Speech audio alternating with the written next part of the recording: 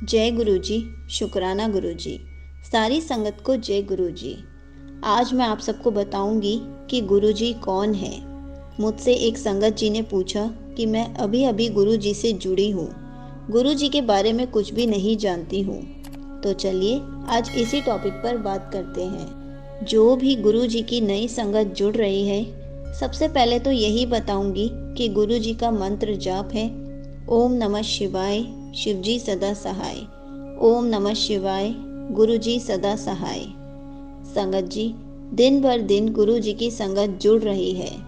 गुरु जी का गुरु परिवार बढ़ता ही जा रहा है और नई संगत को नहीं पता कि हमारे गुरु जी कोई नाम दान नहीं देते, गुरुओं की तरह बिल्कुल भी नहीं है।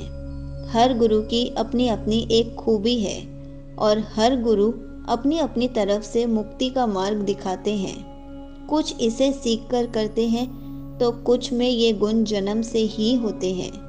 हमारे गुरु जी भी उनमें से थे जिनमें ये गुण जन्म से ही थे।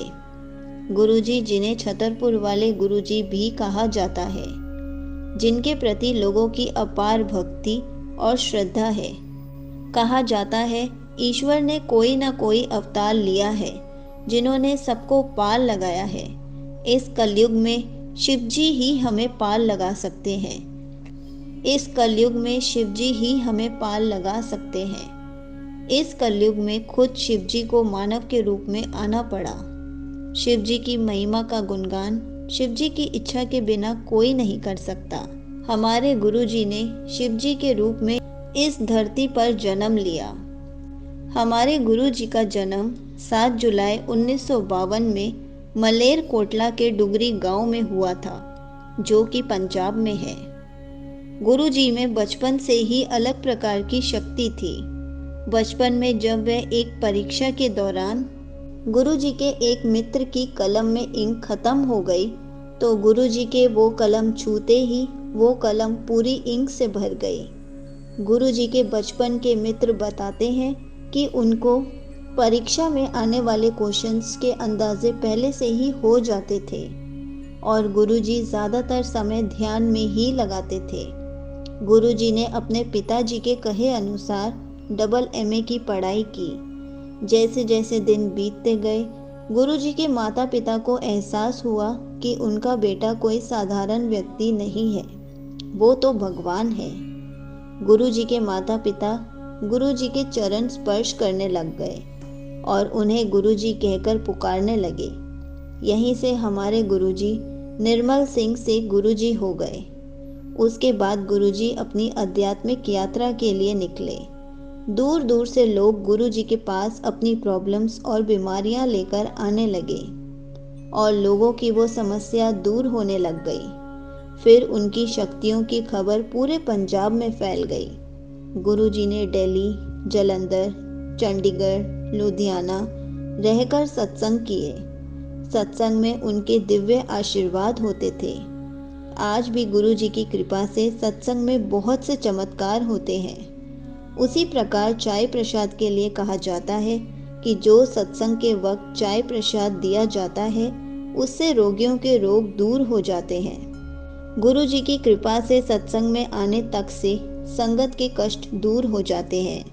गुरु जी दिल्ली के एमजी रोड के एक एम्पायर स्टेट के हाउस में बस गए, जिसे छोटा मंदिर के नाम से जाना जाता है। उसके बाद 90 की दशक में उन्होंने एक शिव मंदिर का निर्माण कराया, जिसे आज हम बड़े मंदिर कहकर बुलाते हैं। बड़े मंदिर में गुरु जी की समाधि भी है। गुरु जी ने अपनी यात्रा के दौरान बहुत सारे लोगों के कष्ट दूर किए। गुरु जी अपनी संगत को देखकर उसका पास्ट, प्रेजेंट और फ्यूचर बता देते थे। उन्होंने अपनी बहुत संगत की बीमारियां ठीक की हैं और उनकी प्रॉब्लम्स को सॉल्व किया है और संगत को शांति और खुशियां दी हैं। इसलिए उनमें दिव्य गुलाब की फ्रेग्रेंस आती थी, जो आज भी बड़े मंदिर में महसूस की जाती है। आज गुरुजी शारीरिक रूप से नहीं हैं, लेकिन फिर भी बहुत सारी संगत उनका आशीर्वाद लेने बड़े मंदिर आती है।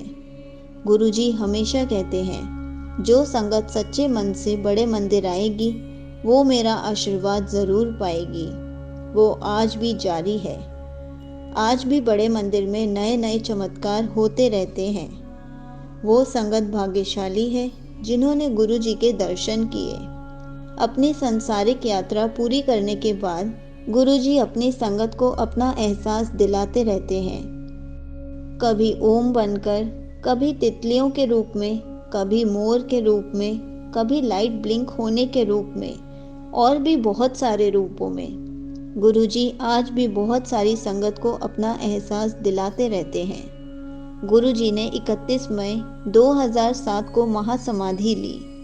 गुरुजी हमारे साथ शारीरिक रूप से तो नहीं है, लेकिन गुरुजी को हम अपने अंग संग ज़रूर महसूस कर सकते हैं। गुरुजी कहते थे कि मेरे जाने के बाद इतनी संगत बढ़ जाएगी कि बड़े मंदिर में पैर रखने की जगह नहीं मिलेगी। गुरुजी की कृपा हम सब पर ऐसे ही बनी रहे। अगर आपको गुरुजी से रिलेटेड कुछ भी पूछना है तो आप कमेंट्स में पूछ सकते हैं। मैं उसका आंसर कमेंट में रिप्लाई करके या फिर वीडियो बनाकर ज़रूर दूंगी। जय गुरुजी, शुक्राना गुरुजी।